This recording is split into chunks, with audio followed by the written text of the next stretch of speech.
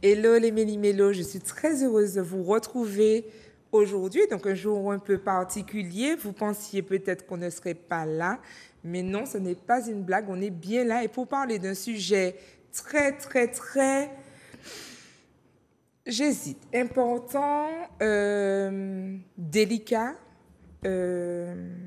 Bref, vous mettrez le mot que vous voulez derrière, mais en tout cas un sujet quand même croustillant, on va dire. Le métissage. On va parler du métissage, mais aussi des avantages à être métisse ou pas. Est-ce que quand je suis métisse dans cette société martiniquaise, comment c'est perçu et comment je le vis dans mon quotidien? Pour en parler, donc, on reçoit à nouveau Monsieur Serge Nicolas Tali. Bonjour. Bonjour. Merci d'être présent, merci d'être disponible, encore une fois. Et oui, Bon. pour Zouk TV, je serai toujours là et pour Nathalie encore là. Ah ben, merci beaucoup, vraiment, merci. Et donc, je t'ai choisi pour parler du métissage, ben, pour plusieurs raisons. Je t'ai même un petit peu utilisé. Je t'ai choisi parce que tu es un mulâtre. Voilà, tu es un petit mulâtre. Non. Non, tu n'es pas un petit Je ne mulâtre. suis pas un Timilade. Je Non. suis simplement un Martiniquais. D'accord, ok. Et ça, c'est une question qu'on va développer. Tout à fait. Alors, j'ai voulu introduire ça comme ça parce que tu as un livre qui s'appelle Timilat Oui. et que tu as écrit sur la base justement de ce métissage, de cette particularité qu'on a dans notre territoire. Et puis après, tu as continué avec Les Guerriers du Temps, qui est aussi basé sur le métissage. Et pour moi, c'était important qu'on puisse en parler avec quelqu'un qui a étudié la question, qui a écrit dessus et qui l'a vécu, puisque tu disais que ce livre, tu l'as écrit pour ton fils. Est-ce que tu peux nous en dire quelques mots? Oui, Timilade, c'est simplement, oui, j'ai déjà dit ça, effectivement, c'est pour expliquer à mon fils aîné qui est sourd de naissance ses différentes origines. Ok. Pourquoi lui expliquer? Parce qu'il n'entend pas quand il y a des discussions familiales, simplement. Et donc, il s'est rendu compte, ce que je savais, mais il s'est rendu compte, et ses cousins, cousines, avec frères et sœurs et tout le monde, ils se sont rendus compte qu'ils avaient des origines diverses, africaines, indiennes, chinoises, caraïbes, européennes, et donc ils venaient de divers continents et qu'ils étaient bien... et mon fils a même utilisé le terme de panaché. Ok. Au-delà de mélanger ou de métisser, lui, il dit panaché, Ok. un terme que ça fait rire. Oui, que je trouve joli aussi. Et donc, voilà, et c'est comme ça que c'est venu. Et bon, alors, ça a amplifié un peu ma réflexion dans la mesure où je présentais le livre à de nombreuses conférences, et c'est devenu presque des discussions à chaque fois sur le métissage. Et globalement, tout le monde... 99% des gens qui intervenaient allaient dans mon sens et se disaient, mais des fois, M. Tali, j'ai l'impression de vivre ma famille, même s'il y a un petit peu plus d'Afrique que d'Europe, mais il y a de l'Europe, il y a de l'Afrique, il y a de l'Asie, il y a tout. Voilà. Et donc, j'ai pas regretté d'avoir écrit ça. Et encore plus la conclusion où je me dis martiniquais. D'ailleurs, quand je fais des dédicaces, je signe Serge Nicolas Tali, simplement martiniquais. Et c'est très bien, et c'est très bien. Je n'aime pas le simplement, bon, tu sais pourquoi, et bon, je rebondis dessus. Je te disais un peu hors antenne que depuis quelque temps, je mène une espèce de petite croisade contre mes anciens. Alors, quand je parle des anciens, je ne parle pas des vieux, je parle de ceux qui étaient là avant moi. Et je leur dis, il faut absolument que vous sortiez de l'humilité. Je l'ai dit à Michel Timon, je l'ai dit à Emmanuel Granier, je te l'ai dit à toi aujourd'hui. Il faut sortir de cette humilité parce qu'il nous faut des traces. Il nous faut des traces de vos réflexions. Tu es un féru de politique, de sport, d'histoire, professionnel de l'éducation nationale, chef d'établissement. Il y a des expériences, des réflexions, des travaux qui ont été menés et il faut absolument, et je suis très contente que tu aies écrit, il faut laisser ces traces-là. Moi, j'aurais aimé, à l'époque où j'étais étudiante, pouvoir travailler sur des ouvrages de mon pays. Il y en a. Aimé Césaire, Fanon, enfin voilà, on nous parle de beaucoup de personnes. Il n'y a pas de souci, ça me va. Mais je veux un peu plus. Je veux du contemporain. Je veux quelqu'un qui a vécu dans la même période que moi, qui peut remettre en question aussi ce que les autres ont fait avant. C'est important et je trouve génial que tu puisses faire ces livres-là. Je comprends tout à fait. Je ne me fais pas l'avocat des autres, mais je comprends qu'il y avait des difficultés à éditer. Oui. Donc même si pour reprendre Mano Gagné ou Michel Simon ou Serge Tali, on avait des choses à dire. C'était pas évident de publier. On va dire, mais pourquoi publier? Oui, je publie parce que j'ai décidé de prendre mes économies et de payer mes livres. Et je ne demande à aucun éditeur de lire pendant 6 mois, comme une amie me racontait. Un éditeur en France a pris son manuscrit, a dit ah, c'est bien, il faudrait changer tel truc, tel truc. 8 mois après, il dit finalement à l'équipe de lecture, on n'est pas d'accord, donc au revoir, madame, merci, repassez. Bon, elle a quand même publié après, je peux citer son nom, c'est Barbara Jean-Élie qui me racontait ça. Bon, c'est vexant. Mais actuellement, les moins jeunes, les plus jeunes, enfin, n'importe qui, s'il est aidé, s'il peut, il peut publier. C'est ça, aujourd'hui, c'est un petit peu plus facile d'accès. Si j'ai publié Timilat, c'est que c'était pendant le Covid. Après, bon, j'ai dit à ma femme, bon, est-ce qu'on prend les économies, est-ce qu'on fait ça? Elle me dit, bon, ben, comme tout le monde te dit de publier, allons-y. J'ai pris mes économies et depuis, je prends mes économies pour publier. Mais parce que moi, j'ai la chance d'avoir des économies. Quoi. Oui. Alors, je te remercie et j'espère que cet échange-là va germer un peu dans le cerveau de tous ceux qui nous écoutent et surtout dans le cerveau de ceux qui ont les moyens de contribuer à ce développement-là. Je suis un peu sarcastique, mais j'entends beaucoup de cagnotte litchi, cagnotte mango, en fait tout ce qu'on veut, mais il faut aussi qu'on soit solidaire à ce niveau-là. Et j'insiste vraiment. Et j'ai pris conscience de l'importance de ces écrits-là et même de l'importance de Méli-Mélo le jour où j'ai reçu un message de mon maître de master, maître de mémoire, qui m'a dit, voilà, Nathalie, nous regardons ton émission et j'utilise des phases de l'émission dans mes cours, quand même dans un master. Ensuite, j'ai eu la chance de rencontrer, c'était vraiment le hasard, de rencontrer une des étudiantes qui me dit, écoute, mon prof, monsieur Ali, il nous a dit, etc., et on t'a vu, on a discuté, etc. Et j'ai trouvé ça lourd de sens. Je n'étais pas flattée, j'étais plutôt... alors si, j'étais flattée. Mais disons que j'étais surtout en train d'accepter une nouvelle responsabilité et de me dire que, tiens, et pourtant, ce prof universitaire, ce n'est pas un Martiniquais. Et il utilise les produits de Martinique, les produits télévisés, audiovisuels, etc., dans ses apprentissages à des personnes qui sont déjà en master. Donc, il y a quelque chose à faire. Il faut vraiment qu'on les détrace aujourd'hui. J'entends que ce n'était pas possible. Et merci pour ça. Merci d'avoir engagé des économies parce qu'on en aura besoin. Je suis tellement d'accord. C'est que je crois que presque tous les jours, j'ai une idée. Ouais. J'ai une idée, c'est mes mains qui ne vont pas assez vite et mon cerveau pour écrire davantage. À tel point que j'ai dit à ma femme, je crois que je vais écrire. Et puis, tant pis, même si je pars, vous allez publier tous les 3 mois parce qu'il ne faut pas fatiguer les gens avec du Serge Tali. Mais c'est vrai qu'il y a plein de choses, je ne sais pas moi, par exemple, faire... Et il y a des gens qui ont compris ça, comme Sabine Andrivon-Milton, qui fait des choses extrêmement intéressantes. D'ailleurs, elle m'a encouragé à publier mon premier livre, comme Sonia Jean-Baptiste Edouard, qui a publié des choses aussi sur des gens comme Jacques Sicot, son père avait écrit sur Fernand Donatien, où elle a écrit sur le petit Malo qui fait de la natation. Donc, oui, il faut que d'autres personnes s'y mettent et qu'on s'encourage les uns les autres et ne pas se restreindre. Et c'est ça le problème, ne pas se restreindre sur une période de l'histoire de la Martinique qui va de 1840 à 1850 et que le reste n'existe pas. Je suis désolé. Hier, je lisais encore, je relisais pour la Xème fois un texte qui vient de l'anonyme de Carpentras qui se déroule en 1618 en Martinique. OK. C'est-à-dire avant l'arrivée des Français. C'est ça. C'était un Français, mais les Français n'avaient pas encore pris possession de la Martinique. Mais combien de gens savent qu'il y avait des gens qui habitaient en Martinique avant que les Français ne prennent possession? Et il faut écrire sur ces choses-là aussi, et écrire sur les contemporains, comme tu as dit. Mais il faut qu'on soit très, très, très nombreux et qu'on ait beaucoup, beaucoup d'économies. Oui, c'est vrai que c'est pas évident, mais j'invite beaucoup. Sans pour autant m'éloigner du sujet, je fais une petite parenthèse par rapport à Madame Sabine, Andrivon-Milton. Elle fait les jeux sur la Martinique. Tout à fait, c'est excellent. Voilà, et donc si elle passe par là, j'aimerais lui dire un grand merci parce que grâce à ces jeux, en fait, j'ai un oncle qui a perdu la vue.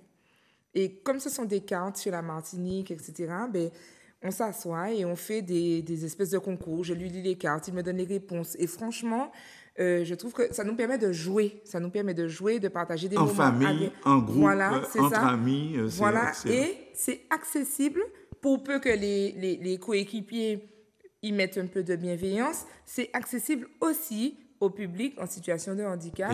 Et aux Voilà. petits, parce que mes petites Et aux filles, petits mes petites aussi. filles Voilà, elles c'est y ça. trouvent leur part aussi. C'est ça. Alors, revenons un peu plus sur la question du métissage.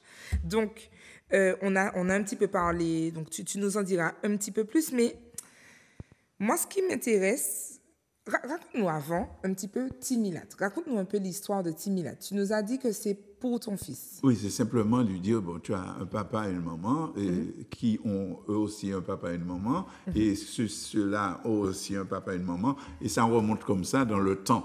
Et tu as un nombre d'ancêtres assez important. On ne va pas entrer dans les chiffres, ça n'a pas d'importance. Ouais. Et l'intérêt, c'est qu'ils n'étaient pas uniformes. Donc, ils ne venaient pas tous du même endroit. Et donc, en descendant, ils se sont rencontrés. Alors, parfois dans la violence, parfois simplement par amour, et parfois parce que ça s'appelait, je ne sais plus comment Michel Léry s'appelait ça, contact de civilisation, ça s'appelait comme ça, et qui existe depuis que l'humanité existe. Pour donner un exemple de ce que peut être le métissage, on parle tout le temps des Peuls du Sénégal, qui sont un peuple. On dit elles sont belles, les femmes Peuls sont belles, les hommes sont beaux, etc. Mais on oublie d'ajouter que les Peuls, c'est un peuple nomade qui partait de l'Afrique de l'Ouest et qui allait jusqu'en Inde avec leurs troupeaux. Alors imaginez qu'au XIIIe siècle, ou au XIIe siècle, ou au IXe siècle, je ne sais pas, ça prenait des mois et des mois. Vous voyez le nombre de rencontres entre individus qu'ils pouvaient avoir. Exactement. Et quand des enfants naissaient, ils étaient Peuls, mais peut-être qu'ils venaient de la Mésopotamie ou de l'Inde, ils étaient croisés avec... Et les Peuls sont super métissés, mais depuis longtemps. Et quand les Européens arrivent en Afrique, il y a déjà énormément de métis. C'est ça. Des métis. Donc, les Européens se sont contentés de classer les gens. C'est eux qui ont créé les soi-disant races. Or, il n'y a pas de race. Il y a une seule race qui s'appelle la race humaine. C'est la seule. Et ce sont les Européens qui, pour affirmer leur puissance, leur force sur les autres, ont créé, et tous les peuples qui ont essayé de dominer ont utilisé le racisme. Exactement, voilà. C'est un outil de domination. Mais le métissage, c'est la norme. Ouais. Parce qu'elle n'est pas... Le métissage C'est-à-dire que quand tu nous dis le métissage, c'est la norme, tu es en train de nous dire que le métissage, c'est quelque chose d'extrêmement normal? C'est absolument normal. Okay. Quel est le domaine dans lequel il n'y a pas de métissage, en dehors des êtres humains? Prenons la cuisine. Dans la cuisine, ça se métisse à une vitesse. Tout le monde ici mange des kebabs, tout le monde mange des pizzas, tout le monde mange des machins, des trucs, excusez-moi, mais c'est pas martiniquais. Donc, il y a déjà un premier métissage. Quand on prend les artistes peintres et tout ça, ils ont 200 façons de peindre. Celui-là est romantique, celui-là est... bon, je suis la musique aussi. La musique, les langues. Les langues, même en français, on parle moitié français, moitié anglais, moitié espagnol. Il y a des termes arabes dans la langue française qui sont reconnus officiellement. Donc, même le métissage de la langue se fait. Les croyances, on est bien placé en Martinique. Hein? On est métissé humainement, mais en croyances, quand on prend les croyances de l'Afrique et les croyances de l'Europe, parce qu'avec tous les croyants en Jésus-Christ, etc., qui est en Martinique, je suis désolé, ça vient uniquement d'Europe. Donc, quand on a des soi-disant Africains, parce qu'il y a des Martiniquais qui se disent Africains, mais qui vont à l'église le matin, il y a un gros souci pour moi. S'ils ne veulent pas être métis et qu'ils sont quand même dans les religions, etc. Et l'imaginaire, la culture, tout c'est métissage. Ce que tu dis là me fait penser aussi à une émission, on avait reçu un maître vaudou, et qui nous disait que les personnes qu'il reçoit pour faire du vaudou, qui est une religion africaine, haïtienne, etc., ces personnes-là sont à l'église le matin. Donc, ils sont des métis, puisqu'ils sont tantôt chrétiens, voilà, tantôt vaudou. Voilà, c'était la petite... C'est parce que les choses... Édouard Glissant parlait de relations. Je crois que Chamoiseau a repris le terme aussi. Il y a des relations. Il a également parlé de rhizome, je crois. Ok. Donc tout se fait. Comme les racines d'un arbre. Comme les racines d'un arbre. Tout est en connexion. Mon fils qui étudie la biologie, mon fils aîné, me disait qu'il voulait aller au Canada parce qu'il y a des chercheurs canadiens qui ont découvert que les plantes parlent entre elles. Ouais. Je ne sais pas comment, je ne sais En pas. tout cas, communiquent, oui. Les plantes communiquent entre elles. Bon, ben c'est ça. C'est ça, les êtres humains. On communique entre nous. Alors, malheureusement, certains, par moment, décident d'utiliser la force. Et là, on entend parler de race à ce moment-là. Pendant la Seconde Guerre mondiale, les nazis ont inventé une race aryenne. Ouais, c'est ça. Ils ont décidé qu'il y a des gars qui ont des yeux bleus, des cheveux blonds, ils sont supérieurs aux autres. En Afrique du Sud, pendant l'apartheid, on a décidé que les blancs étaient supérieurs aux noirs et on les a séparés, Et donc, etc. c'est ce qui se serait passé chez nous. On aurait inventé des races Oui, entre nous. oui, ça se fait. Je ne sais plus qui, bon, parce que il y a des choses que je ne veux pas retenir les noms de ça. Ils n'ont pas d'intérêt pour moi. Créer des races pour dire que cette race-là est au-dessus de cette race-ci, qui est en dessous de cette race-là, ces gens-là n'ont pas d'intérêt pour moi. Et c'est les résultats qui sont graves qui m'intéressent. Mais je sais que quelle que soit la coloration de l'épiderme de quelqu'un, ça ne fait pas cette personne. Alors, c'est intéressant qu'on puisse en discuter avec toi par rapport à tes écrits, oui, mais aussi par rapport à ton apparence. Si quelqu'un ne te connaît pas et qu'il veut te décrire ou voilà, il va facilement dire Milatla, d'accord? Oui. Ok. Comment tu vis ça à titre personnel? Est-ce que tu te sens milate? Est-ce qu'au contraire, tu ne comprends pas le terme? Comment?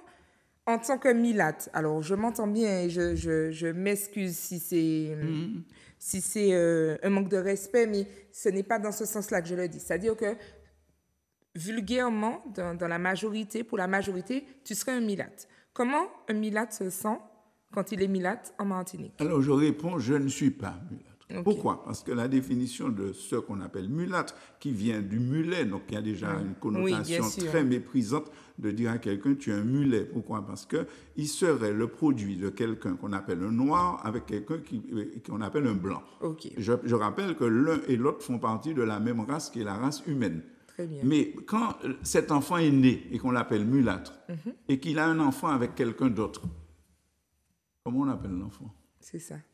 Donc, quand moi je viens à la 10e ou 15e génération, je ne peux pas être le produit d'origine. Oui. Ce n'est pas possible. C'est Et vrai, ça c'est n'existe pas. Et il y a quelque chose, on est en 2025, qui s'appelle les tests ADN. Quand tout individu qui fait des tests ADN a des surprises. Je dis bien, tous les individus qui actuellement font des tests ADN ont des surprises. C'est-à-dire ceux qui se croient des suprémacistes blancs aux États-Unis, quand ils font des tests ADN, quand ils découvrent qu'ils ont des ancêtres africains, ils dépérissent. Oui, et c'est il y a ça. des suprémacistes noirs, ça n'existe pas, je ne sais rien, que quand ils font des tests ADN et qu'ils découvrent qu'ils ont des ancêtres scandinaves, ils sont tristes et tout. Parce que moi, j'ai fait mon test ADN. Je sais bien que c'est interdit en France, mais on ne va pas me mettre en prison pour ça. Je crois que c'est accessible j'ai aux 12, États-Unis. oui, je assez l'ai fait facilement. par MyHeritage. Je ne fais pas de la pub pour eux, mais j'ai fait comme ça. J'ai 12 origines reconnues dans mon test. Ok. J'ai environ 29% d'origine nigériane, Ok. donc du Nigeria, donc, dans le golfe du Niger, là-bas, avec les Biafrais, certainement, des ancêtres Biafrais. J'ai 20%, environ un peu plus de 20% d'origine scandinave, c'est-à-dire Suède, Norvège, Finlande, etc. Et puis le reste, les 50% restants entre l'Afrique du Nord, l'Italie, le Portugal, la France, la Normandie, la Dominique, la Caraïbe, etc. etc. Voilà. L'Inde, j'ai oublié, l'Inde aussi. Et ça ne peut pas être un mulâtre. Oui, c'est Parce que vrai. le mulâtre, Oui, c'est un noir et un blanc. C'est Et ça. moi, j'ai trop de choses. J'ai trop de choses pour être un mulâtre. Je ne suis pas un mulâtre, je répète, je suis un Martiniquais. Alors, je sais que quand j'avais dit ça, il y a quelqu'un qui avait fait rigoler sur les réseaux sociaux, mais ce n'est pas parce que quelqu'un réagit qu'il comprend. Est-ce que tu as j'ai envie aussi de savoir comment tu as vécu justement cette antithèse entre non, je ne suis pas un mulâtre, je suis un Martiniquais et je suis vu comme un mulâtre. Oui, non, quand j'étais gamin, ça me gênait. Ok. Quand j'étais gamin, ça me gênait. Mais bon, parce que quand j'étais gamin, on disait, c'est mulâtre au bourg là. Ok, On me d'accord. disait, j'habitais le bourg du Gaumont. Bon, je venais d'une famille qui avait eu énormément de terres à l'époque. Donc, c'était pas bien vu, mais bon, j'en sais rien, mais c'était ces mulâtres au bourg là. Jusqu'au jour où, quand je suis revenu en Martinique, j'habitais à Rivière-les-Ardes, au Gaumont. Okay. Et on m'a mis président de la fête patronale de Rivière-les-Ardes. Okay. Et j'ai fait un discours où j'ai dit, vous ne pouvez plus me traiter de mulâtre au bourg parce que j'habite la campagne maintenant. Donc, et les gens m'ont dit, pourquoi tu dis ça? J'ai dit, parce que j'avais très mal vécu ça. Et peut-être que c'est ce qui a fait que tout le temps, j'avais voulu être comme mes copains parce que je ne voyais pas de différence. Ouais, entre Michel, Louis, Magloire. Alors, c'est bien que tu insistes sur la question de la différence. C'est aussi l'une des...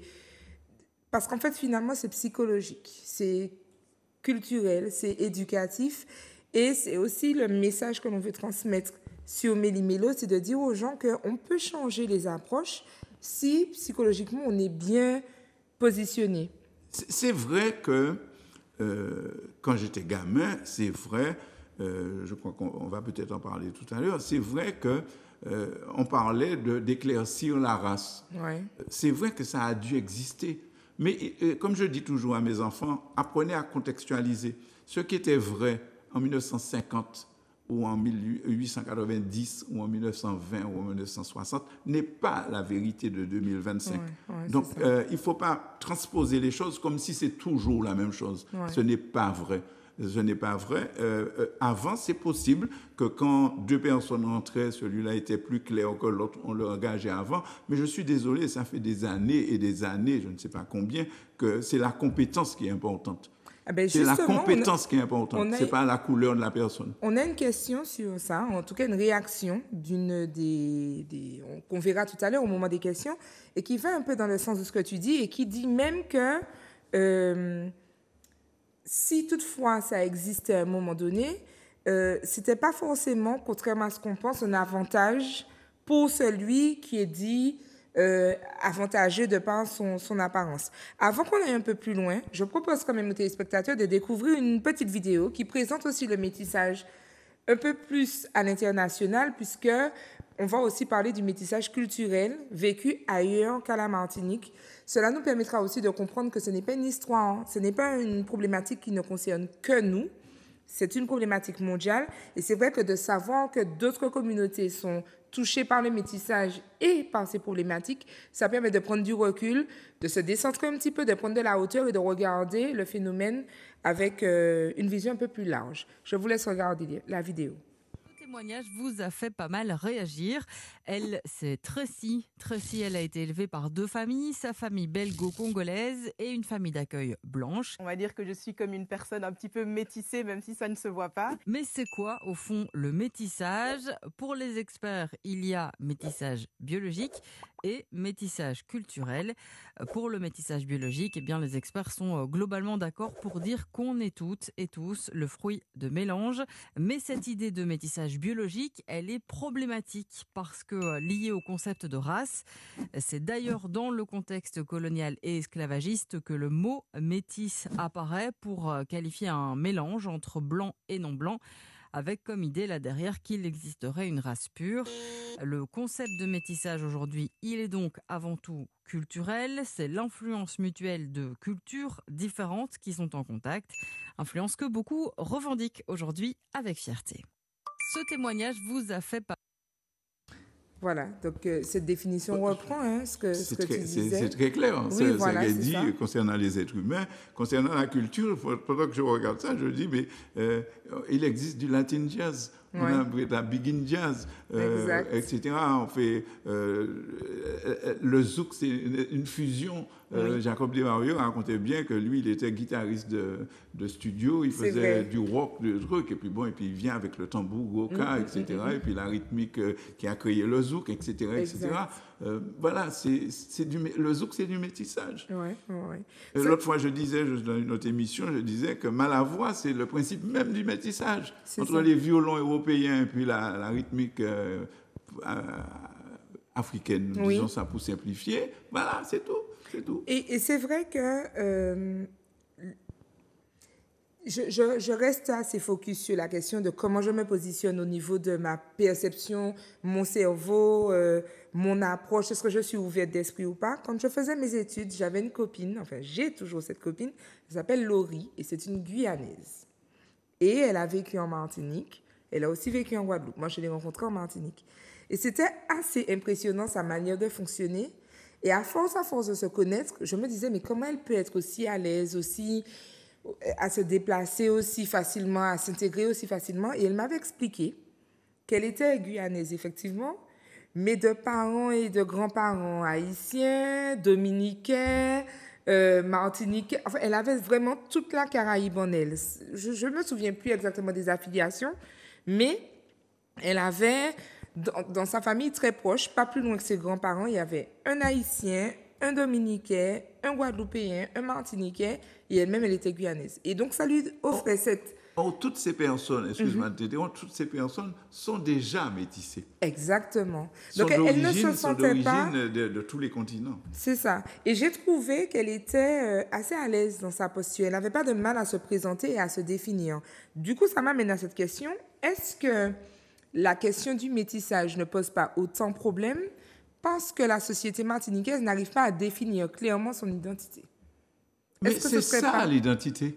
Ok. C'est ça l'identité. L'identité, c'est reconnaître qu'on a des origines diverses. Je sais pas. Bon, moi, je suis pas assez intellectuel. Je suis pas assez intellectuel pour entrer dans de la philosophie. Et puis, on me cite des gens. On dit, par exemple, il y a eu le phénomène de la négritude de Césaire et de Senghor. Mais M. Senghor, c'est quand même celui qui a utilisé l'expression pour dire que le métissage, c'est la saveur du fruit de la greffe. Ok. Quand on fait des greffes de fruits, on crée un nouveau fruit. Et Senghor, il parlait de la saveur de la greffe. Ouais. Donc, si celui qui a été l'un des fondateurs de la négritude parle de métissage, c'est que peut-être qu'on n'a pas bien lu tout. Et je comprends. Tu sais, quand c'est évident, moi, je me répète ça pour m'aider, tout est évident à celui qui sait. Quand tu me donnes cet exemple de la greffe, j'ai quand même un petit quelque chose qui m'envahit. Parce qu'en fait, j'ai beaucoup entendu, alors je n'y connais rien en botanique, rien en agriculture, vraiment, je suis nulle de ce côté. Mais quand tu me dis greffe, j'ai aussi beaucoup entendu dire que le fruit de la greffe n'est pas fertile ou n'est pas aussi fort que le fruit de l'arbre premier, entre guillemets. Est-ce qu'il n'y aurait pas ça aussi qui nous maintient? Je pense qu'on ne communique pas assez sur le métissage, pour tout te dire. Je ne sais pas, parce que moi, je n'ai pas l'impression d'être moins qu'un autre. Okay. Donc, je suis peut-être un fruit, le fruit de la greffe, mais ma saveur, je suis presque sûr, n'est pas moindre que la saveur de celui qui a vécu 100 ans au Danemark ou celui qui a vécu 100 ans au Botswana. Je ne sais pas. Je ne me compare pas, mais je ne me fais aucun complexe. En tout cas, les gens ont besoin de l'entendre parce que ça ne fait pas partie des choses, et on le verra. Je t'ai dit que l'une des questions m'a été posée ce matin au cours d'un appel. Et je réalise en fait que c'est une transmission qui n'est pas faite. C'est une transmission qui n'est pas faite et dans la famille, soit ça devient tabou, même aujourd'hui en 2025, soit c'est tabou, soit ce n'est pas tabou, mais on n'en parle pas. Moi, j'ai eu cette chance. À titre individuel, à titre personnel, j'ai eu cette chance. Ma mère, c'est ce qu'on appelle négativement, péjorativement une chabine. Et mon père, c'est un monsieur qui est plus foncé que moi, à peu près, ou de ma couleur. Et c'est vrai que dans ma jeunesse, j'étais à chaque fois surpris et ma mère est obligée de dire, mais enfin, mes enfants ont un papa, enfin, elle n'est pas obligée d'être chabine comme moi-même. Enfin, il y a eu cette question-là et du coup, comme il y a eu cette question-là, j'ai été sensibilisée. Mais il y a beaucoup de foyers où on n'en parle pas. Il y a beaucoup de foyers où on n'en parle pas et même dans mes recherches, et ça revient à ce que je disais, des vertus de l'émission et des écrits, dans les recherches, lorsque je faisais mes recherches sur le métissage, je n'ai pas trouvé beaucoup de vidéos, d'écrits, de livres, etc., qui parlent du métissage vu par les Martiniquais. Elle dit, dans l'extrait qu'on vient de voir, elle dit, ça ne se voit pas. Même si ça ne se voit pas, je suis une métisse. Mais est-ce que ça devrait se voir? Parce que nous, on est habitués à ça, justement, à ce que ça se voit. Et du coup, on imagine que les métis se voient. On en discute, mais on n'aurait pas dû en discuter. Parce que, je répète, on est des êtres humains. À partir de là, on devrait vivre en être humain, c'est-à-dire vivre dans l'harmonie, dans l'amour, dans le respect, la tolérance de l'autre, et puis vivre. Aller vers ça, c'est créer des problèmes. J'ai donné les exemples tout à l'heure. Monsieur Hitler et ses copains ont créé la race aryenne pour pouvoir dominer les autres pays.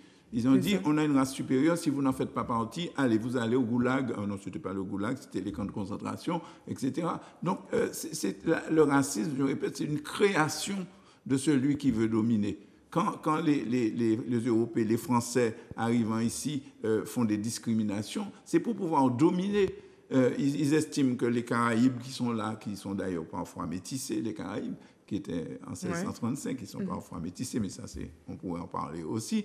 Et ils veulent prendre la Martinique. Et ils prennent la Martinique par la force en créant une discrimination sur la couleur de la peau. Mais quand des Français y habitent, ils deviennent martiniquais aussi par leur façon de vivre, par tout. Et donc ça disparaît. C'est l'être humain qui est important. Mais tant qu'on ne comprendra pas que l'être humain est au-dessus de tout, eh ben on aura les situations sociales qu'on connaît, puis les guerres qu'on connaît et tout. Et tout, c'est même pas une question de métissage, parce que le métissage est naturel. Le métissage est normal, il est dans tout, je répète, il est dans la cuisine, il est dans la culture, il est dans la peinture. À partir du moment où les hommes ont commencé à se déplacer à pied, je parlais des Peuls tout à l'heure, ou en bateau, à partir des grandes découvertes, ou en créant des avions, des trains, des trucs, c'est irréversible. C'est ça. Irréversible. Dans 100 ans, dans 200 ans, je ne sais pas qui ne sera pas métis. C'est ça. Qui ne sera pas métissé. C'est ça. Je ne sais pas. Ton commentaire fera plaisir à Célia. Je ne veux pas anticiper sur les questions, mais elle parle un petit peu de ce que tu dis. Quand tu dis on devrait, à la limite, ne pas en parler. Moi, je pense ça. Voilà. Je pense ça très, très fort parce que c'est source de perte de temps. Voilà. Okay. C'est source de perte de temps. Donc, on a un certain temps à vivre.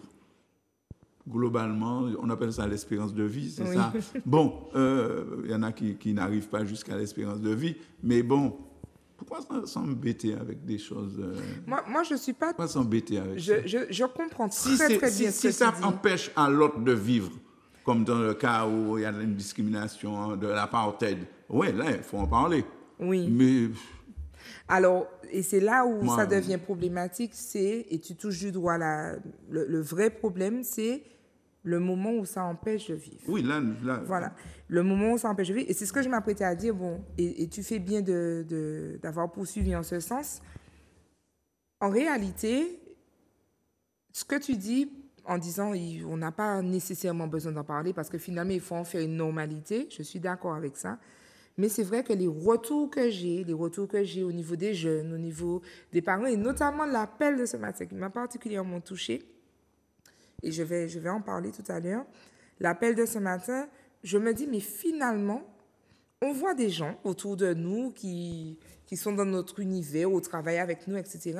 Et on s'imagine de manière très naturelle que ces gens-là sont aussi instruits que nous, aussi éclairés sur les choses que nous, sauf que on est dans un monde où les gens vivent des choses terribles à cause des limitations de la pensée. À cause des limitations de la pensée. Et je veux vraiment qu'on rappelle à tous ceux qui nous écoutent à quel point ce métissage-là n'est pas... Ce métissage est naturel et n'a pas d'incidence. Vraiment, vraiment. Je te raconte une histoire pour que tu vois que c'est vraiment quelque chose de proche. J'ai 35 ans. D'accord, j'ai 35 ans. Je disais tout à l'heure que ma mère est claire de peau. Et je rencontre une tante. Je ne vais pas donner trop de détails, mais une tante du côté de la famille paternelle de ma mère. Et je la rencontre et je lui dis, écoute, c'est moi la fille de ma mère. Et je lui dis, etc. Et elle me présente du coup à toutes les autres sœurs que je ne connais pas bien parce que je ne suis pas proche de cette branche de cette famille-là. Et il y a une sœur qui dit « Oh mon Dieu, qu'est-ce que tu es jolie, tu ressembles à ta maman, etc. » Et devant moi, ce que je raconte là, pour moi, c'est extraordinaire, mais malheureusement, ça a été vrai. Je n'invente rien. Et devant moi, l'une des sœurs qui dit « Mais pas du tout, elle ne ressemble pas à sa maman. Sa maman est beaucoup plus jolie. Sa maman a la peau claire, sa maman a les cheveux plats, sa maman... Et je suis debout là, en train d'écouter la dame me dire que je ne suis pas jolie parce que je n'ai pas la peau claire, parce que je n'ai pas les cheveux de ma mère, parce que je ne suis pas chabine, je ne suis pas milate. Et ça, ce que je dis là, ça se fait de... Oui. Je n'ai que 35 ans, Oui, donc mais ça se fait les 35 dernières années. En question est née aux alentours de 1960. Oui. Donc, elle était encore dans et même un peu avant, celle-là, voilà. oui. Donc, dans l'époque où la couleur avait une importance. Sauf que si je n'avais pas mon éducation de justement ces parents qui... Parce qu'on en a parlé, mon papa taquinait ma maman, il l'appelait Zoreille, enfin, du coup, ça faisait des conversations où elle disait, je ne veux pas que tu m'appelles comme ça. Enfin, il y avait des trucs, on parlait de domino, on a vraiment abordé tous les points, et ma mère a vraiment veillé à nous dire, ça n'a pas d'importance, ça ne vaut rien. On a vraiment eu ça comme éducation, et donc, quand je me retrouve face à cette tante qui me dit que je ne suis pas jolie parce que je ne suis pas comme ma maman, je me dis, elle a certainement un problème de pouvoir dire un truc pareil. C'est ce que je me dis. Mais combien de personnes se seraient identifiées à ce propos et se seraient complexées par rapport à ce propos? Tu as tout résumé, mais tu as utilisé 2 fois ou 3 fois le mot éducation. Voilà. Cette personne, avec tout le respect que j'ai pour elle, que je ne la connais pas, n'a pas d'éducation.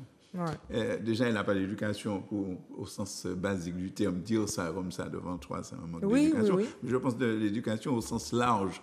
C'est quoi un être humain? Ouais. C'est quoi la race humaine? Oui, si voilà, elle n'a pas appris ça, elle ne sait pas. Elle ne sait pas. Moi, je ne veux pas tuer quelqu'un qui ne sait pas. C'est ça. C'est pas de ma faute si l'éducation est mal organisée à la Martinique. Et pour aller dans le sens que tu dis, je ne lui en veux pas. Je ne l'ai pas mal vécu. Par contre, j'ai été choquée de la situation. J'ai été choquée de vivre ça parce que pour moi, j'étais dans un monde moderne où ça n'existait plus. Oui. Et ça existe. Et le fait de savoir que ça existe, je me dis, bon, ben, OK, tu fais quoi de cette information-là? Est-ce que tu fais comme si ça n'existe pas? Ou est-ce qu'au contraire, tu te dis, il faut que les gens entendent que ça parle en mode encore? Oui, ça parle en mode encore, certes. Mais il y a des gens, et je parle en Martinique, ailleurs certainement, mais on parle de la Martinique, qui savent que ça n'a aucune importance, mais qui l'utilisent. Exact. C'est ça qu'il faut dire. Qui l'utilisent volontairement pour pouvoir faire perdurer des fractures de la société martiniquaise parce que c'est leur fonds de commerce. C'est ça. Voilà. J'essaie de le dire le plus simplement et le plus calmement possible, mais il y a des gens qui font, c'est esprit au café. Voilà. Oui, voilà, c'est ça. Donc, là maintenant, j'aurais aimé aborder avec toi la question du light skin privilège. Donc, light, clair, skin, la peau, et privilège, le privilège qu'on aurait à être d'une peau claire, à avoir une peau claire. Alors, tu sais, il y a beaucoup de sujets sur la question. On fait beaucoup le lien entre l'esclavage, entre le fait qu'on soit descendu d'un bateau négrier. Et puis, on se dit que finalement, ce light skin privilège, bon, on a bien compris que c'est un outil de domination, mais qu'aujourd'hui, ça continue, qu'aujourd'hui, je ne sais pas moi, les personnes à la peau claire ont plus de chance, elles sont mieux valorisées. Qu'est-ce que tu peux nous en dire, toi? Qu'est-ce que tu en penses de cette question de light skin privilège? Je l'ai un peu dit tout à l'heure. Si on retourne en marche arrière, dans les années précédentes, c'est vrai. Je sais pas, je peux pas citer les années, je vais pas faire cette erreur. C'était vrai. Okay. Mais je répète qu'il faut contextualiser, nous sommes en 2025. Ce n'est plus vrai. Je connais des dizaines de personnes, des jeunes notamment, parce qu'il se trouve que j'étais proviseur de lycée, j'étais proviseur de lycée à Sainte-Marie, donc j'avais toute la panoplie de Martiniquais, j'avais tout. Et je connais tous ceux qui ont réussi et qui travaillent ou ailleurs ou en Martinique, et y compris en Martinique, quand ils sont compétents. Et nous avons de plus en plus d'enfants compétents, très compétents. eh ben, les patrons ne sont pas plus bêtes que moi. Ils ne vont pas prendre quelqu'un parce que cette personne a un petit là pour sauver, comme on disait avant, qui a un diplôme 1, et puis que l'autre, parce que sa peau n'est pas sauvée, je fais exprès de dire ça, et qu'elle a un niveau 5, et que je vais prendre le 1 au lieu de prendre le 5. Il n'y a aucun patron capable de faire ça. Okay. Même si ça s'est fait avant, c'est impossible. C'est parce que les gens étaient à niveau égal que peut-être qu'on choisissait celle-ci ou celle-là. Mais maintenant, les patrons, j'ai des copains de mon fils qui sont comme toi, qui ont refusé des gros postes en Martinique chez des très grands distributeurs pour prendre un autre poste toujours en Martinique parce qu'ils avaient 2, 3, 4, 5 propositions de travail parce qu'ils étaient extrêmement compétents. Je parle d'un jeune homme qui est, par exemple, ingénieur en logistique. Est-ce que beaucoup de gens connaissent savent ce que c'est que la logistique? Eh bien, bon, c'est un garçon de Sainte-Marie, il est ingénieur en logistique. Eh bien, il a pu refuser des très gros postes parce qu'il a pris encore un plus gros poste. Eh bien, personne a dit à couleur pas bon. Non, c'est une légende. Et quand tu as évoqué les bateaux négriers, ça me fait toujours rire parce que j'entends des gens dire quand nous sommes descendus du bateau. C'est triste à dire, mais il y en a qui sont morts à Cap 110, les derniers qui sont arrivés, mais c'est il y a longtemps. Tous les gens qui descendent des bateaux maintenant, c'est le jeudi ou le samedi sur le Costa ou le MSC. Il ne faut pas manogagner, bien placé pour savoir ça. Donc il faut arrêter de faire ce genre de plaisanterie quand nous sommes descendus. Si on n'était pas en Martinique, nous ne serions pas nés. Moi, je ne peux pas naître. Moi, Serge Tali, je ne peux pas naître en Afrique, je ne peux pas naître en Europe. Tout à fait. Parce que j'ai plusieurs origines et mes origines se sont rencontrées en Martinique. Et Nathalie Hérault également.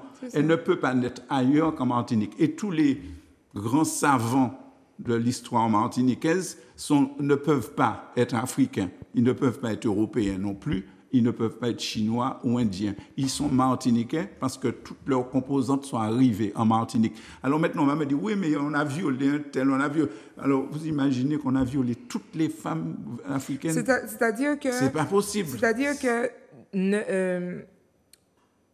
de ce que tu me dis, moi, ce que j'entends, ce que je comprends et ce que j'ai envie de dire aux autres, c'est... Effectivement, il y a ce passé qui est douloureux, mais, oui. Mais ce passé qui est douloureux ne signifie pas qu'on n'a pas construit une identité ici, voilà, à travers ce passé-là. Et que sans ce passé-là, nous ne serions pas martiniquais. Mais pourquoi? Nous serions autre chose, mais pas martiniquais. Tout à fait. Moi, je n'existerai pas. Je sais que je n'existerai pas parce qu'il y a des gens qui utilisent des mots, qui réfléchissent. Moi, je ne réfléchis pas. Je dis des choses que je comprends. Je ne sais pas d'interpréter. Mais quand je lis, M. Glissant parle de relations, mais il dit qu'on est créolisé. Si on n'était pas là, il y a des chercheurs, M. Deleuze parle de rhizomatique, M. Chayegan parle de interconnecté. C'est ça que nous sommes, c'est ça le métissage. Ouais. C'est tous ces gens-là, on se mélange. Et c'est très bien comme ça. Parce que moi, quand j'écoute de la musique classique, j'aime ça. Oui. J'aime pas toutes les musiques classiques. Mais il y a des choses qui sont absolument merveilleuses. Mais quand j'écoute M. Fela, qui est un saxophoniste du Niger, que tous les afro-descendants ne connaissent pas, soi-disant, ils ne connaissent même pas Fela, ou bien les tambours du Sénégal, etc., eh bien, mon cœur bat fort quand je les entends. Eh bien, même, je vais vous dire, quand j'entends de la guitare, les sitars, les trucs de l'Inde, eh bien, ma tête est ébranlée. Eh bien, et pourquoi ça m'ébranle? Eh bien, parce que j'ai toutes ces origines dans mon corps. Et quand je vois une Indienne, je vois une Dominicaine, quand je vois une Sénégalaise, quand je vois une Botswanaise, ou quand je vois une Suédoise, si elle est belle, elle est belle. Oui, c'est vrai. Je suis désolé. Enfin, aussi, il est beau. Oui, c'est bien sûr. J'ai bien compris. Un homme, s'il est beau, c'est pas parce que sa Suédoise, elle aura des cheveux blonds et des yeux bleus qu'elle sera plus belle que Naomi Campbell. Il ne faut pas qu'on me raconte n'importe quoi sur ce domaine-là. Dans les conférences... Je sais qu'il y a des gens qui vont m'attaquer, me dire Tali, Kadine, mais c'est pas grave. Je sais ce que je dis, de toute façon, et je sais que j'ai pas tort. De toute façon, chez Méli-Mélo, on n'est pas, et je profite pour le dire, il y a eu, je ne sais plus si je l'ai dit à la dernière émission, mais c'est arrivé qu'on me demande, Natilo, tu crois vraiment tout ce que tu dis à la télé? Enfin, tu es vraiment d'accord avec toutes ces personnes que tu reçois, etc. Et je leur réponds toujours, ce n'est pas important, ce n'est pas nécessaire que je sois d'accord. Le but de Méli-Mélo, c'est d'écouter, d'entendre, de découvrir et de faire avancer. Vous avez vu, je vous donne toujours des bons plans pour que vous puissiez faire évoluer la réflexion chez vous, avec vos enfants, avec votre famille, que vous puissiez continuer à y réfléchir et puis trouver des réponses pour vous et pourquoi pas soulever d'autres questions. D'ailleurs, je vous le dis souvent, n'hésitez pas à me retourner vos questions. Ça peut être soit une question à poser au cours d'une émission, soit carrément faire l'objet d'une autre émission pour suivre la réflexion. Et je m'oblige toujours, justement, pour démêler le vrai du faux, parce que finalement, M. Tali, ça fait mal de démêler le vrai du faux. Ça fait mal de sortir des croyances qui nous mettent à l'aise. Mais pour démêler le vrai du faux, il faut pouvoir écouter toutes les versions et non. Tout à fait. Je ne pense pas, en tout cas, personne à cette TV ne te tuera, ne te lynchera.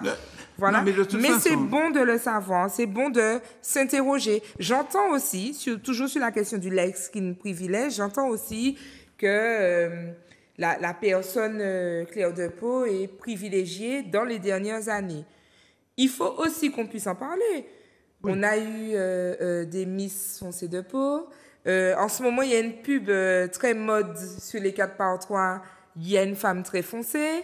On en fait de plus en plus la promotion. Au niveau des plateaux télé, on a de plus en plus de personnes foncées de peau. Enfin, moi, je vois une certaine évolution. Toutes ces personnes ont un truc commun. Ce sont des Martiniquais. Oui, très bien. C'est ça qui est simple. Très, très bien. Et puis, il à retenir. Il y a un truc que je veux quand même dire, c'est que le métissage, donc le mélange des gens et des cultures, et des modes de vie, c'est inéluctable et irréversible. Rien ne pourra arrêter le métissage. Ouais. C'est-à-dire que le ministre de l'Intérieur peut raconter ce qu'il veut sur les musulmans, il ne pourra pas empêcher que les musulmans et les non-musulmans vivent ensemble. Ouais. Ils peuvent faire ce qu'ils veulent, le métissage est irréversible et inéluctable. Et tant mieux. Ouais, oui. Et tant mieux parce que ça fera évoluer ce qu'on appelle le canon de beauté, puisque chaque société a un peu son canon de beauté, c'est-à-dire que, bon, je ne les connais pas tous, hein, mais dans certaines sociétés, c'est la femme très fine qui sera plébiscitée, et puis dans d'autres sociétés, il faudrait être un peu plus fessu ou plus... Voilà, chaque société a son canon de beauté, et je ne sais pas si c'est véritablement... Alors, je ne remets pas en cause le skin privilege. Je crois qu'il a été étudié et qu'il existe. Maintenant... Je crois aussi que c'est un rapport avec la société, ses besoins et ce que nous mettons en avant. Donc, charge à nous aussi de mettre en valeur toutes... Non, je vais le dire autrement. Mettons en valeur l'identité martiniquaise. Il faudra qu'on la définisse à un moment donné pour que finalement, on puisse se dire simplement « je suis un Martiniquais et je ne suis rien d'autre ». Il faudra qu'on accepte. Les jeunes l'ont dit dans une musique... qu'on aime ou qu'on n'aime pas, mais on a tous entendu « Chabé pas en mode encore ». Ben oui, quand quelqu'un m'appelle Chabine, ne pas se retourner quand apprend nos enfants.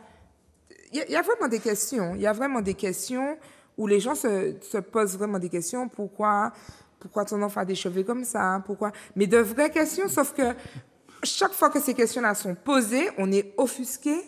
On n'est pas bien, ou au contraire, on est fier, parce qu'il y a aussi ce côté-là où je suis fière de dire, ou fière de montrer que mon identité est kinésié, gris, fière de...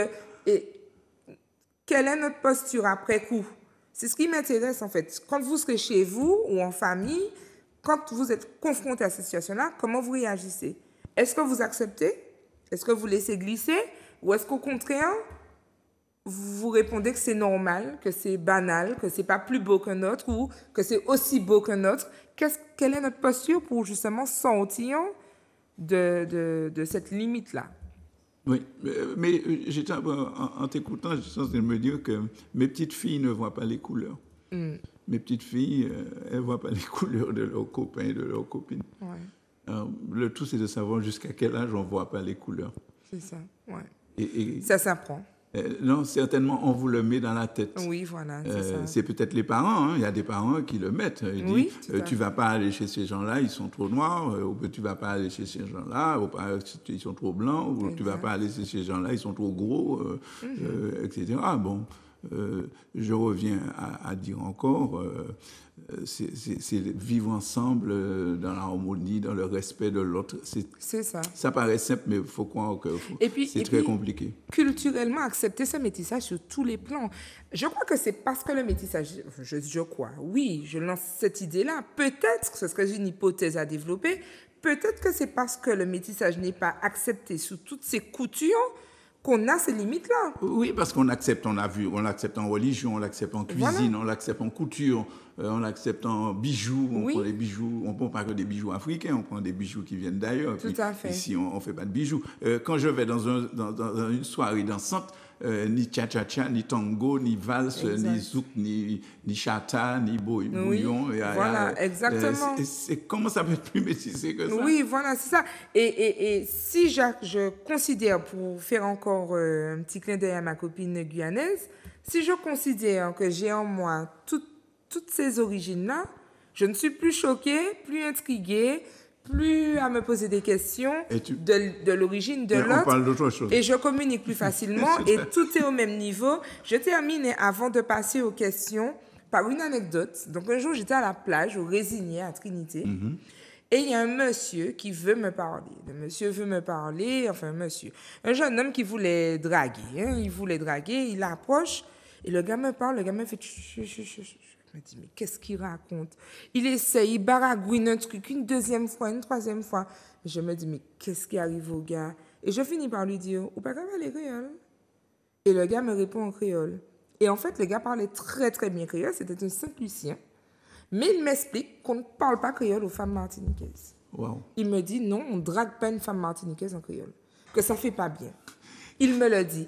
Et il n'avait pas tort. Il n'avait pas tort parce que c'était inédit, c'était nouveau. Je n'avais jamais entendu ça. Enfin, du coup, on a parlé, on ne s'est pas dragué, on a parlé de ça. Et je me dis que si on était plus à l'aise avec notre métissage, il ne serait pas passé par cette phase de baragouinage parce qu'il peut me parler en créole.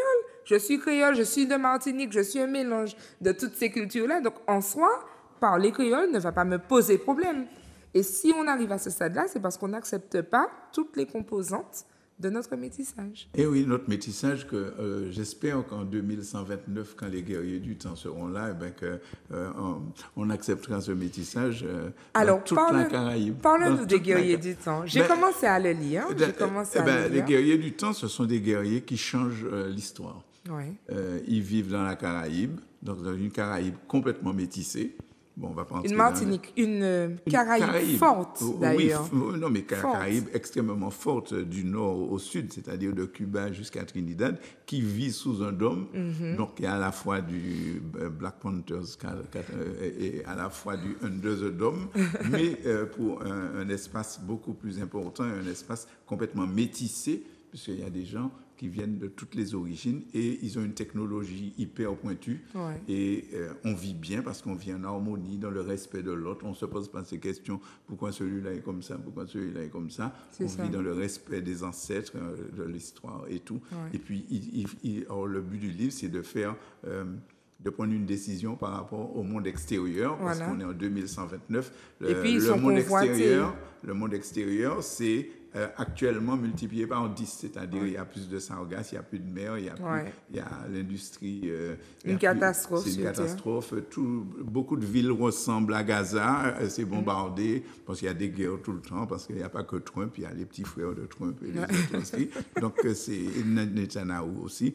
Et donc, les gens de la Caraïbe doivent savoir quelle position prendre par rapport à l'extérieur. À l'extérieur. Se protéger et en même temps... Et donc, je fais, sans m'en rendre compte, je fais l'apologie, c'est pas joli comme mot, mais je fais l'apologie du métissage, mais sans m'en rendre compte. Ouais. Chez moi, c'est naturel.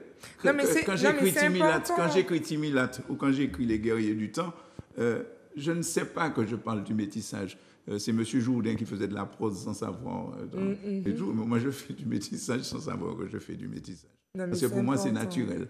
Parce que même si je n'ai pas lu tout Chamoiseau, je n'ai pas lu tout Glissant, ou je n'ai pas lu Senghor, pour moi, c'est naturel. C'est naturel parce que j'aime me mélanger avec les gens. En lisant... J'aime les gens, en fait. J'aime les gens. C'est parce que je les aime. Et que je les aime comme ils sont. Bon, et depuis petit, c'est peut-être prétentieux ce que je vais dire, mais tant pis. Le monde est divisé en deux parties. Il y a les cons et les autres. Et c'est moi qui décide qui est con. C'est parce que c'est mon monde à moi. Voilà, c'est simple, hein, mais c'est pas vraiment prétentieux, mais rien ne m'oblige à fréquenter quelqu'un. Ouais, je comprends. Rien ne m'oblige à avoir la même opinion que quelqu'un.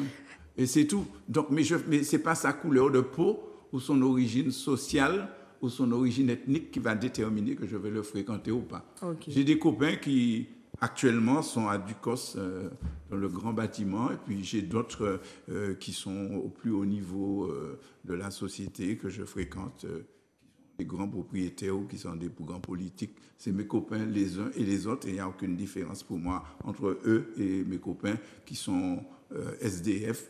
Je connais un qui est dans les rues de Fort-de-France. On a passé une partie de notre jeunesse ensemble, et maintenant, à mon âge, il est dans les rues de Fort-de-France. Mais bon, c'est la vie. Mais je ne fais pas de différence. Lui sera certainement celui qui est dans les rues de Fort-de-France, beaucoup plus mon copain que... Je comprends. D'autres que je classe là. Je comprends. C'est être capable d'aller au-delà de, je vais le dire autrement, se contenter de considérer qu'on est tous des êtres humains. Oui, c'est tout. C'est aussi simple que ça. Simplement. C'est aussi simple que ça. Et même ceux que je n'aime pas, je les respecte. Par rapport à ce livre, Les guerriers du temps, oui. J'ai aussi trouvé que le métissage, parce qu'il y avait quand même un climat de guerre, j'ai aussi trouvé que le métissage se présentait comme une arme. Alors une arme de défense, mais une espèce de force.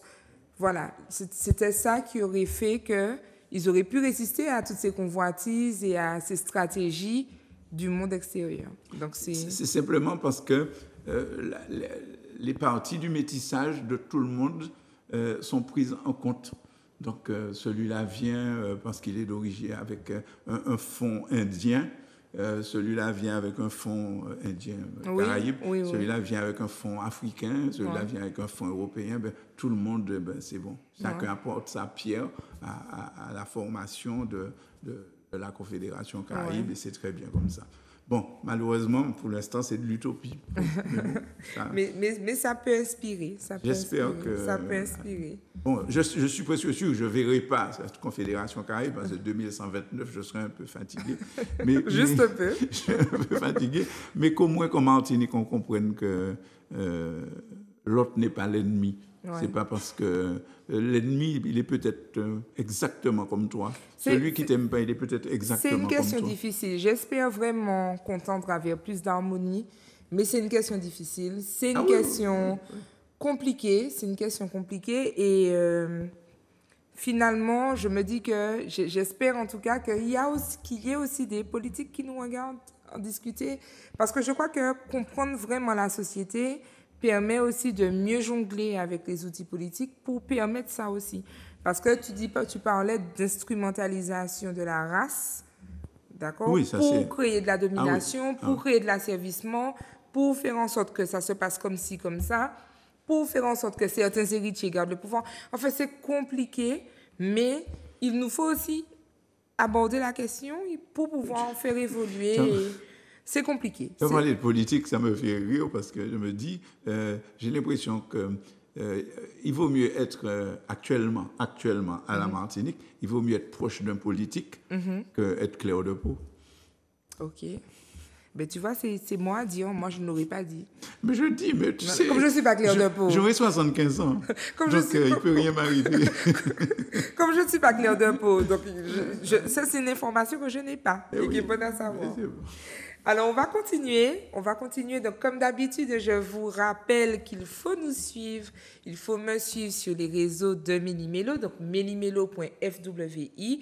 Pour ceux qui me suivent déjà, vous avez certainement vu que je suis un petit peu en retard au niveau des publications des émissions.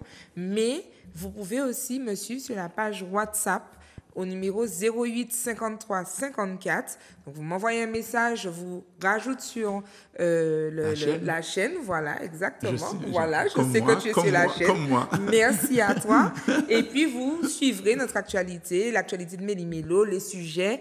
Vous n'hésitez pas. S'il y a des questions, s'il y a des choses hors émission que vous auriez aimé qu'ils soient abordées, vous m'envoyez vos suggestions. C'est avec grand plaisir que je les traiterai et que je chercherai un intervenant qui soit capable d'en parler pour pouvoir démêler le vrai du faux comme on fait d'habitude. Donc, on va attaquer les questions. Il n'y en a pas eu beaucoup. Il n'y en a pas eu beaucoup et cette fois-ci, ça a été beaucoup d'entretiens.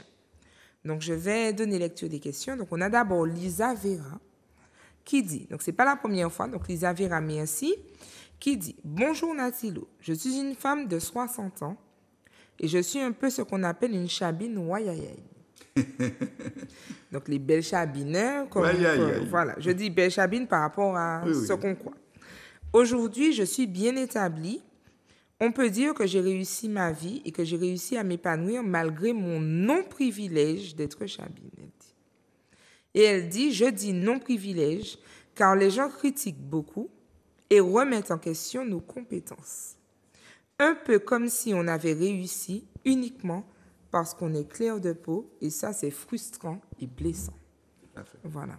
Donc, j'ai trouvé que c'était un commentaire à faire passer parce que c'est vrai que quand on parle de skin privilège, on parle toujours de light skin privilège. J'entends que, effectivement, dans le cadre de l'instrumentalisation des couleurs de peau, forcément, il y a certainement eu un moment où se rapprocher du blanc était un privilège parce qu'on était proche de la couleur qui domine. Mais c'est incontestable. Voilà, en discutant avec Lisa Vera, j'ai réalisé à quel point nous, les non-chabins, on passe à côté de la réalité. C'est-à-dire que là, j'ai synthétisé son retour. Je dis que pour cette émission, c'est surtout des entretiens. J'ai synthétisé son retour, mais quand elle m'en parle, elle me dit, tu obtiens, je sais pas moi, tu obtiens telle note, on est capable de dire que c'est parce que tu es clair de peau, que le prof t'a mieux noté que les autres. Tel garçon s'intéresse à toi. On a l'impression que le gars recherche une notoriété en te fréquentant. C'est le contre-coup. Voilà, et que c'est très compliqué. Soi-disant privilège. Voilà. Mais c'est vrai que j'avais l'exemple il y a 20 ans, peut-être 25 ans. C'est pour ça que je dis que les choses, on est en 2025, mais 25 ans plus tôt, on est en... L'histoire dont je parle, c'est peut-être en 1995, une maîtresse d'école à Dillon, vous voyez, qui a dit à une jeune fille qui a à peu près ton teint, toi, de toute façon, tu ne vas rien faire, on va t'asseoir au fond. Manque de peau, il est tombé sur une maman qui était spéciale. Donc, Dieu merci que la maman était spéciale. On a dû la mettre en retraite anticipée, cette dame. Ce qui était une très bonne chose, parce que j'imagine pas le nombre de fois où elle avait fait ça auparavant. Mais je me dis... en contre-coup, on peut se dire qu'on se retrouve ailleurs et qu'on n'est pas moins clair, mais plus foncé, puisqu'on est dans des termes très bizarres que les autres, ça peut être un handicap. J'étais chef d'établissement en France. Je n'ai jamais eu de problème en 8 ans, ni avec un élève, ni avec un parent. On va me dire, mais on est en couleur, peut-être. Mais je n'ai jamais eu de problème. Et la seule fois où j'avais 2 délégués de parents d'élèves, d'associations de parents d'élèves dans mon bureau, qui ne comprenaient pas ce que je leur disais, je leur ai dit, d'accord, je pense que c'est mon accent. Mais rien à voir avec c'est mon accent qui vous pose problème. Et elles m'ont dit, non, vous ne jouez pas ce jeu-là. C'est elles qui m'ont dit, vous ne jouez pas ce jeu-là avec moi. Parce que je m'entendais très bien avec elles. Et elles m'ont dit, mais non. Je dis, vous ne devez pas comprendre mon accent, finalement. Et c'est elles qui m'ont dit, non, on ne joue pas ce jeu-là. Donc, en fait, pourquoi je dis ça? C'est qu'on est dans une période de compétence. C'est la compétence qui est importante. Si votre enfant, quelle que soit la teinte de l'enfant, s'il il va à l'école, s'il est dans une école qui fait son travail et qu'il progresse, eh bien, il va faire. Tu sais bien de quoi je parle. Tu es l'exemple, je connais une partie de ton trajet, ne serait-ce qu'au niveau du lycée du Lorrain, je connais une partie. Donc, si on est compétent, point. Oui, c'est vrai. Et il ne faut pas se cacher parce que l'autre est un petit peu plus clair que vous. Vous dites, ah ouais, yo, ben ça parce que... Non, c'est parce que tu n'es pas plus compétent. C'est ça. Voilà. Il faut respecter la décision de celui qui prend la décision aussi. Et avec le bémol, je l'ai dit tout à l'heure, que dans certains endroits, il y a des passe-doigts, etc. Exact. Je n'enlève pas ça, il y a des passe-doigts. Mais il ne faut pas qu'on en fasse une loi de skin privilège. Oui, voilà, c'est ça. Il faut qu'on aille... Voilà. Il faut qu'on réfute ça. Il faut qu'on commence à... En tout cas, dans ce commentaire-là, moi, ce que je voudrais vous inviter à retenir, c'est que le skin privilège que l'on fait à l'attention N'est pas de un la privilège. personne qui est claire de peau, N'est pas un privilège. finalement se retourne contre elle. Voilà. C'est-à-dire qu'il y a aussi eu des témoignages de personnes qui disaient, ben, comme j'avais des avantages parce que j'étais claire de peau, ben, mes amis à côté me rendaient la monnaie de cette pièce-là. Quoi. Ouais. C'est-à-dire qu'elle me dit, j'avais pas la sympathie de tout le monde et c'était difficile à gérer. Alors, il nous reste encore quelques minutes. On a Laura qui dit, il faut former les personnels de l'éducation nationale sur le métissage.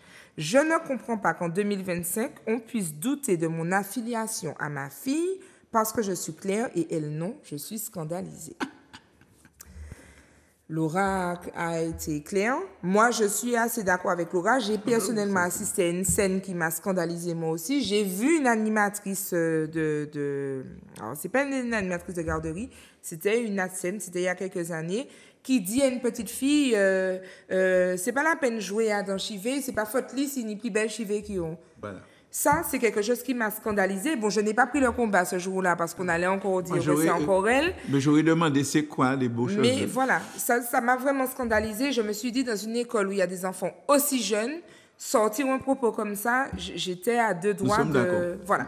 Donc, il faut qu'on fasse vraiment attention à ces propos-là. Donc, dans la réalité, c'est pas l'autre qui nous pose problème, c'est nous-mêmes qui nous posons problème. C'est nous-mêmes parce que ça crée un double problème. La petite qui joue dans les cheveux de sa copine est réprimée. La copine à qui on a joué dans ses cheveux, elle ne sait pas pourquoi ça fait de la peine à la petite copine. Enfin, c'est un seul cercle de peine qui s'enchaîne et qui fait de la peine à tout le monde. On aurait pu faire l'économie de ça. On aurait pu faire l'économie de ça. Ensuite, on a Dixon qui dit « Chabin parle en mode encore, on veut de la mélanine, c'est tout ce que j'ai à dire. » Il dit Chabé parle en mode encore. Alors, je pense qu'il fait référence à la petite chanson là qui passe. Il dit on veut de la mélanine. Moi, c'est un commentaire que j'ai récupéré quand même, mais qui pour moi pose problème aussi. En fait, je veux ni mélanine ni Chabin. Oui. Parce qu'en fait, il ne faudrait pas qu'on passe de light skin privilège à dark skin privilège. Parce que sinon, c'est le chérissement là que... D'ailleurs, j'en avais parlé dans une autre émission. Il y a un livre qui est très intéressant, qui s'appelle, mon Dieu, chaque fois j'oublie le nom, c'est Entre chien et loup, et qui raconte un monde utopique comme dans ton livre, où justement c'est les Noirs qui ont le pouvoir. Oui, tu m'en avais voilà, parlé. Voilà, c'est ça. Et c'est vrai que quand on lit ce livre-là, on se rend compte à quel point le racisme, qu'il soit dans ce sens-là ou de ce sens-là, c'est meurtrier, c'est destructeur et tout le monde en souffre. Non, je n'aime pas le terme Chabin non plus, mais chacun est comme il est, point. C'est tout ce qui m'intéresse. Ce qui m'intéresse, c'est son rapport aux autres. Est-ce qu'il vit en société, il est tolérant, il aime les gens, et puis qu'il apprend pour être le plus compétent possible, c'est tout. C'est tout ce qui compte, c'est tout ce qui compte. Alors, on a Anonyme qui dit « La question du métissage est vraiment difficile à cause du lien avec l'esclavage, et du coup, on mélange tout. Les gens aiment dire que les Békés ne sont pas des Martiniquais alors que c'est faux. Ils le sont, que cela vous plaise ou non. » C'est très clair. Oui, c'est très clair. C'est très, très clair, effectivement. Moi, je n'arrive pas à comprendre pourquoi on est accroché comme ça à la période de l'esclavage. Je comprends qu'il y a des conséquences, mais c'était en 1848. Ça fait du temps.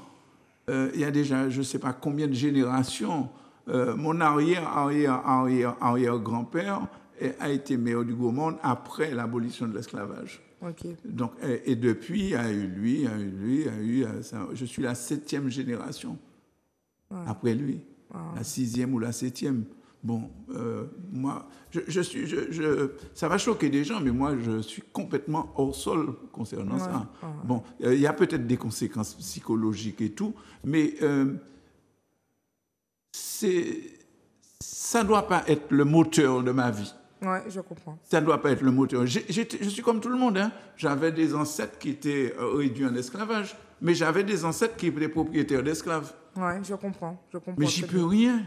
Je n'y peux rien, mais je ne vais pas déterminer ma vie en 2025, même si c'est la fin de ma vie, mais même quand j'ai commencé à travailler dès les années 1973-74, ma vie n'était pas déterminée par ce que mes ancêtres avaient fait ou avaient subi. C'était ma vie, parce qu'il fallait que je fasse ma vie, il fallait que j'étudie, il fallait que je travaille, il fallait que je crée une famille, il fallait que je m'occupe de mes enfants, il fallait que je m'occupe des autres. ce que j'ai fait dans l'associatif toute ma vie, le bénévolat. Il fallait surmonter j'étais dans ma société. Je suis dans ma société. Je ne suis pas dans un passé, et puis je vis dans un passé utopique, et puis je vais prendre des revanches sur les gens. Et ce monsieur anonyme a tout à fait raison. C'est dommage qu'il soit anonyme. Oui, je comprends très bien ce que tu dis. Alors, on va clôturer les questions par ce témoignage. Bon, on n'aura pas beaucoup de temps, mais je vais quand même, par respect pour cette personne qui m'a appelée, je vais quand même en parler. Donc, c'est une dame qui m'explique qu'elle a les cheveux crépus, très crépus. Son mari a les cheveux très crépus. Et ils ont fait une petite fille qui a les cheveux qu'on appelle vulgairement... Lisses. Voilà, on va dire lisses, c'est mieux. Donc, voilà. Et là où je veux vous sensibiliser sur nos attitudes, nos comportements et notre ouverture par rapport à ce métissage-là, c'est que, contrairement à ce que l'on pense, ce n'est pas qu'une question d'apparence. Là, j'ai eu une dame ce matin qui souffre et qui a même souffert dans sa parentalité, dans son rapport avec son enfant.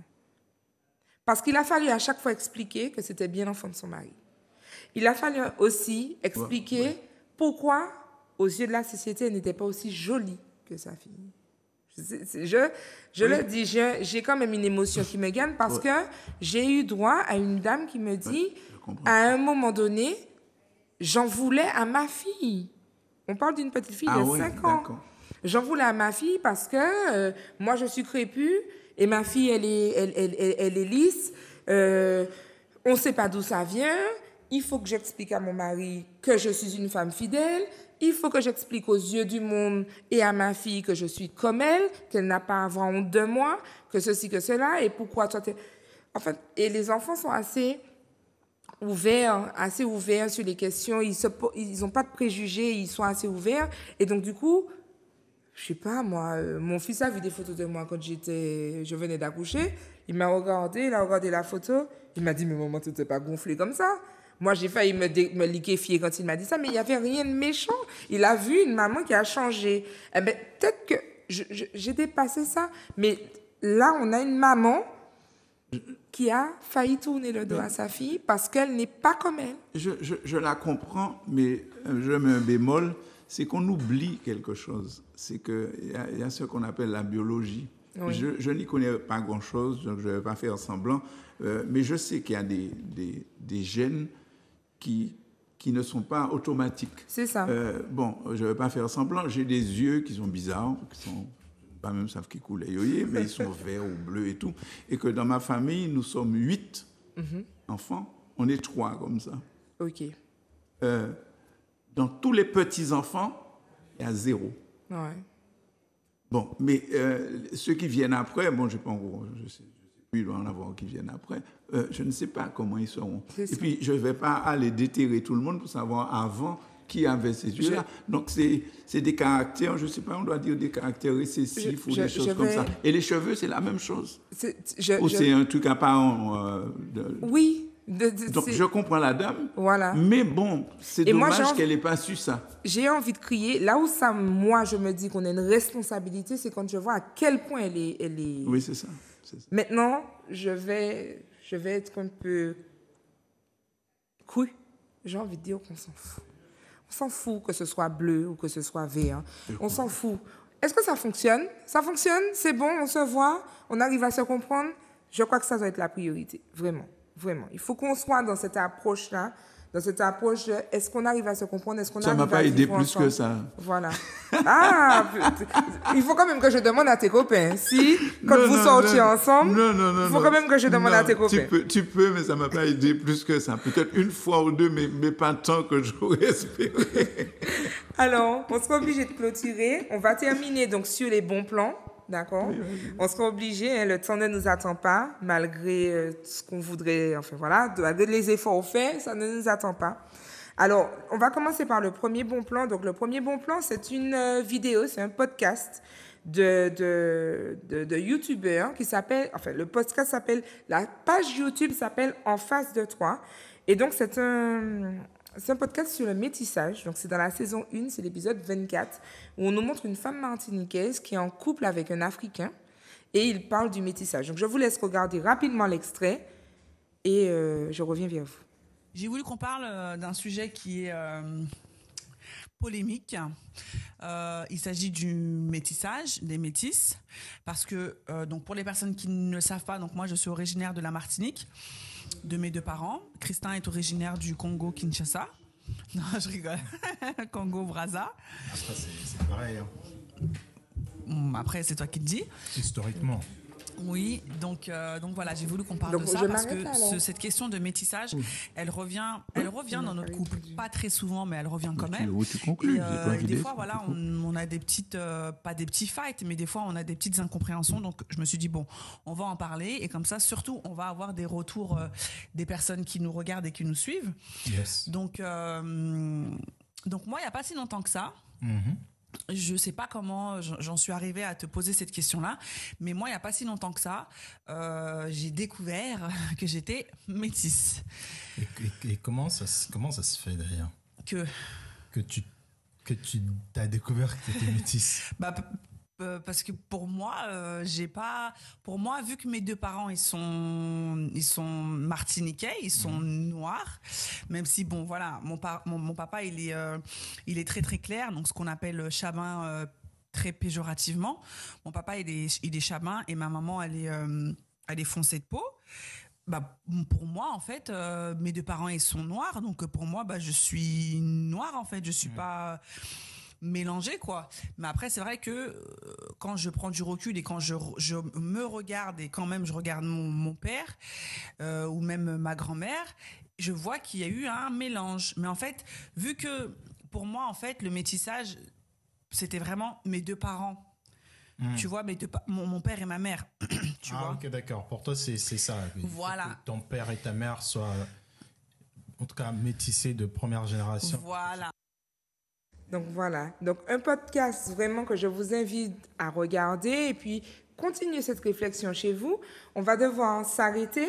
Pour la citation de fin de l'émission, écoute, tu nous diras comment tu conclus ton ouvrage Timilat. Oui, en fait, c'est sur Timilat, c'est mon fils qui raconte en fait. Et son expérience. À la fin, il dit à son petit frère ce que je disais à mon copain Bilal à Toulouse, Bilal qui est un arabe, je peux encore le redire. Et il avait répondu à Bilal, qui lui avait demandé s'il était un arabe. Il avait dit non, monsieur, je ne suis pas un arabe. Je suis un américano, européo, africano, indo-caribéen. Donc je suis un martiniquais, pas un timilate. Très bien. Alors, sur ces belles paroles, on s'arrête là. On est entre Martiniquais. Merci. Merci à toi. Merci beaucoup pour ce sujet. D'accord, on le sait, délicat, mais très intéressant et puis nécessaire pour faire évoluer les choses chez vous. Je vous dis à très bientôt. Je vous attends sur WhatsApp et je vous remercie pour votre fidélité. Soyez unis, soyez martiniquais tout simplement et revenez vers moi très vite. À très bientôt. Je vous embrasse. Bye bye.